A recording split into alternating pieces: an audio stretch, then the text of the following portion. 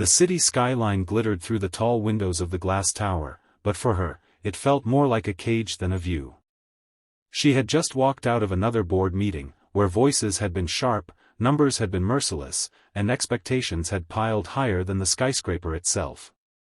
On the surface, she was everything a CEO was supposed to be: calm, decisive, immaculately dressed.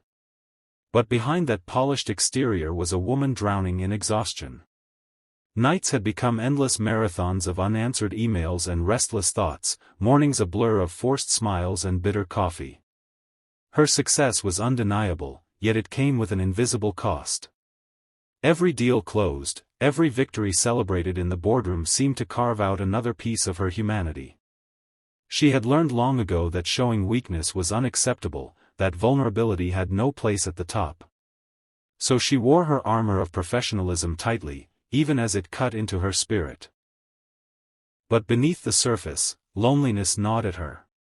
The weight of carrying entire companies, of being responsible for countless lives and livelihoods, pressed down until she sometimes wondered if there was anything left of the person she used to be. She couldn't remember the last time she had laughed without restraint, the last time she had felt the simple warmth of a kind gesture not tied to business. Success had given her power, wealth, and prestige, but in moments like this, it felt as though it had taken everything else away. The evening air outside the towering building was cool, but she barely noticed. Her heels clicked against the pavement as she walked briskly, head lowered, replaying the harsh words from the meeting in her mind. The world around her was a blur of honking cars, hurried footsteps, and city chatter. Then, suddenly, she stopped short. A small figure had appeared in her path, a little girl, no older than 6, clutching the hand of a tired-looking woman. The mother's clothes were plain, her shoulders slumped as though carrying an invisible burden, and her eyes revealed sleepless nights of their own. They looked worlds apart from the polished executive, yet for a fleeting second, their exhaustion mirrored her own. The CEO's first instinct was to sidestep and continue, but something in the girl's curious gaze held her still. There was no judgment there, no expectation, only innocence. The girl tilted her head, studying the tall stranger with quiet wonder, as if sensing the sadness hidden beneath the surface. The mother gave a gentle tug, urging her daughter to move along, but the little girl resisted. Instead, she loosened her hand from her mother's grasp and stepped closer. Her small shoes tapped softly against the concrete as she reached out, a simple gesture that carried more courage than words. For a woman used to contracts, negotiations, and boardroom battles, the presence of this child was oddly disarming. Something was about to shift, though she didn't yet know it. The little girl's hand slipped gently into hers, soft and warm against the CEO's cold, rigid fingers. The woman froze, startled by the unexpected touch. She looked down, and the child's wide, innocent eyes met hers with a sincerity that pierced straight through the armor she had worn for years. Then came the words, simple, unpolished, yet powerful enough to silence the noise of the city around them. "Mommy needs a smile." The CEO blinked, as though the world had tilted on its axis. The child wasn't asking for money, or attention, or even kindness for herself, she was asking for her mother. Such purity, such unselfish love, was something the CEO hadn't encountered in a very long time. Her chest tightened. A lump formed in her throat. She glanced at the weary mother, who gave her daughter a small, tired smile, one that seemed forced, held together only for the sake of the little girl. It was fragile, yet it carried strength. A kind of strength the CEO suddenly realized she didn't possess. That one touch, those few words, cracked something open inside her. For years she had buried her humanity under profit margins and endless obligations.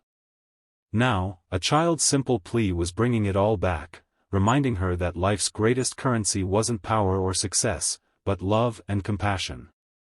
For the first time in what felt like forever, her lips trembled into a smile. A real one. And it wasn't for the board, the investors, or the public, it was for them. The CEO stood frozen, her hand still wrapped in the little girl's. For a fleeting moment, the city's noise faded, and all she could hear was the steady beat of her own heart.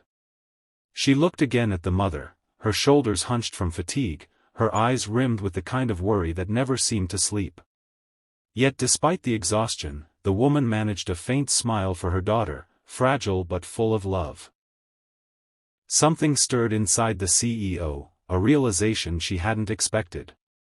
Here was a woman who had none of the power, wealth, or prestige she herself carried, yet she possessed a resilience that outshone any corporate victory.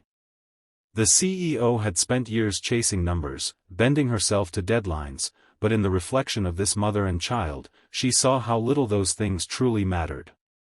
A memory flickered, her own mother's gentle laughter, the warmth of being held when the world felt too heavy. She hadn't thought of it in years, too consumed by the relentless climb to the top.